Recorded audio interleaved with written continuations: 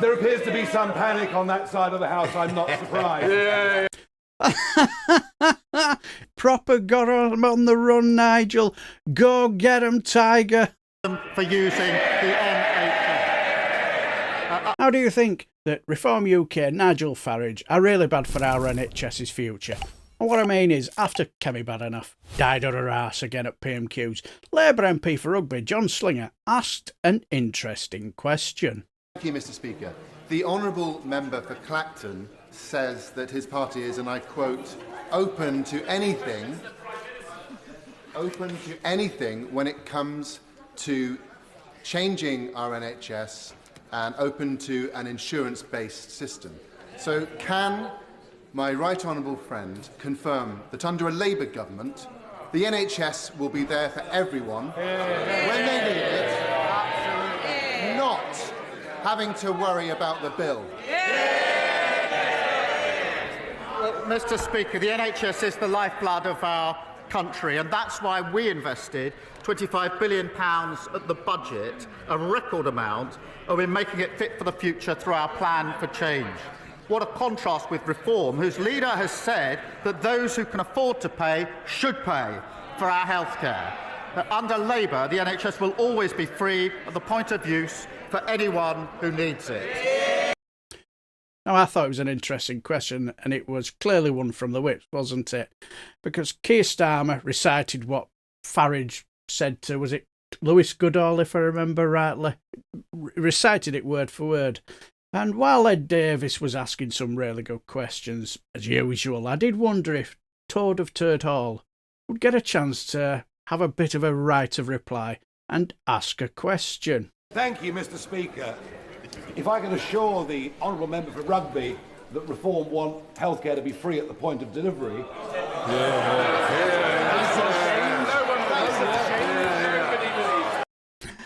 Clearly he's rattled, isn't he?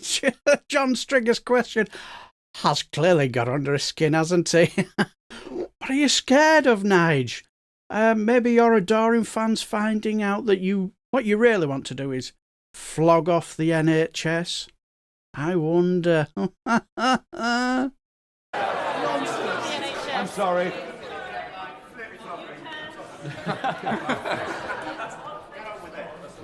I'm sorry, Mr. Speaker. There appears to be some panic on that side of the House. I'm not surprised. If you mean by the fact that every other MP, from the Conservatives to the Lib Dems, SNP and any other parties, were absolutely taking the piss out of you and your grift, as those on the Labour benches are in a state of panic. And yeah, I suppose maybe you've got a point. I suppose whatever helps you to sleep on a night. Yeah. To ask the Prime Minister, I'd like some advice, please. What do I say? Oh, they really are panicking, aren't they? No, Nigel, they're not. They're taking the piss out of you. Order. I want to get this question over with. All you're doing is ensuring it goes on forever. Quick question. Yes, Nigel, listen to those critics. And on the Labour benches, they're in absolute cries of panic. Can't you hear them? You've proper got them on the run, Nigel. Go get 'em, Tiger.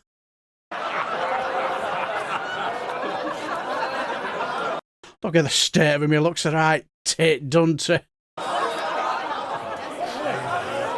ask the Prime Minister for some advice, what do I say to 25,000 constituents in Clacton, including...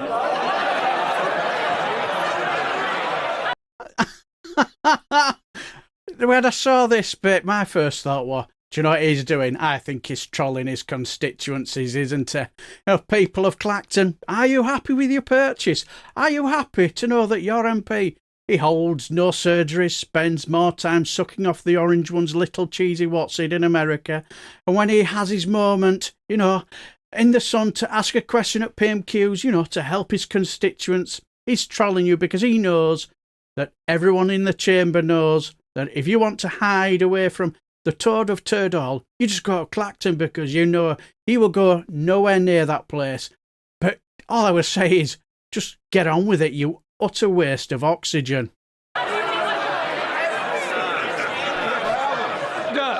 Either get on. No, you've got it. No, we're not both standing at the same. Look, I need a quick question, then I can get you the answer.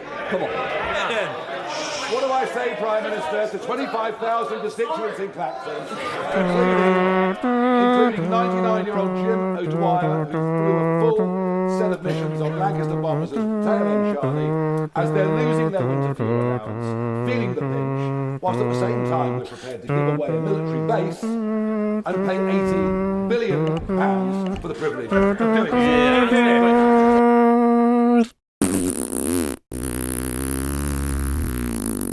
That's what I have to say for that bollocks. Mr. Speaker, he talks of panic. The only panic is people using the NHS who know that under his policy he wants to charge them for using the NHS. And what he should say to the people of Clacton when he finally finds Clacton is that they should vote Labour because we're stabilising the economy and boosting the Dems. Look at the state of these pair of fuckwits. Look at the state of Sammy Wilson as well. He either looks pissed, asleep, or not even impressed. Now, Nigel Farage has proposed a redesign of the NHS's funding model to address their health systems issues, and Farage believes the existing model is flawed and suggests a social health system, insurance system comparable to France's. And while insurance-based systems have been lauded for raising more funds and producing better results than tax-based models, they are misguided and can divert attention away from other acceptable strategies to enhance the healthcare system. That's why I decided to do a bit of research, see what I thought. What's the difference between the two, our NHS and the French model? And I found this really interesting article. I'll leave it in the description box if you want to read it. But it goes on about saying, first, there are no compelling evidence that any particular model or payment model, whether insurance or tax-based, improves clinical outcomes. Several studies have concluded that transitioning to a social health insurance system does not result in good health gains, and additionally, no funding option is consistently superior in terms of value for money. And with countries with social health insurance such as France, the Netherlands and Germany outperform the UK in important measures like mortality rates and life expectancy. However, countries with tax-based systems such as the NHS fare better, including Denmark, Sweden, New Zealand and Norway. Changing the financial mechanism would also be politically, administratively and operationally costly. So social health insurance schemes and tax-based ones are frequently viewed as distinct. In other countries, social health insurance serves as a payroll tax with revenues supplemented by additional taxes due to insufficient employer and employer contributions, and the benefits of insurance-based systems in terms of being immune to government budget setting cycles have been challenged in France, where the national government has increased its role in healthcare expenditure since 2010, reducing the independence of statutory health insurers through spending targets and monitoring mechanisms. And the UK's investment in health is more important than its funding strategy, as it has historically spent less per person on health than high-income European countries such as France, Germany, the Netherlands, Belgium, Austria, Denmark, Ireland, Norway, Sweden and Switzerland. However, as a proportion of GDP, the UK is now spending more on health due to the COVID-19 recovery and its economic size. And the UK would need to spend 21% per person to match French health expenditure, or £58 billion according to the OECD data. And the funding model doesn't accurately predict health spending or fundraising, as population needs political choices and economic health influence spending, with richer countries tending to spend more. The NHS is under increasing pressure, just like others are globally. particularly in France, where access to care is a rising concern, because in 2023 patients had to wait 2 months to see a specialist and 7% of hospital activities were closed owing to a lack of staff. Furthermore, 60% of French residents reported missing a medical appointment within the last 5 years due to access to budgetary constraints, and countries with higher healthcare spending are not immune to these difficulties, I should say. And social health insurance funding schemes are not a quick cure for a strong healthcare system, and it depends on resources, availability, stability and distribution, and reaction to stresses. Now, the United Kingdom obviously should learn from other countries, but not confine healthcare performance to a single finance scheme, as the solution is always more complex. So yes, clearly Labour view this topic as refux Achilles' heel, don't they?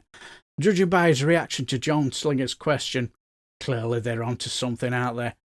He was absolutely rattled. You could tell straight away he knows this is his weak spot, because we all know that he wants to make a bomb with a sort of American-style health insurance scheme, doesn't he, given half a chance? So it begs the question, doesn't it? If you're a refux supporter and you cannot afford a pot to piss in, why are you supporting a bunch of greedy libertarian millionaires who want to stop you from having treatment that's free at the point of use? So is Reform and Nigel Farage really bad for our NHS's future?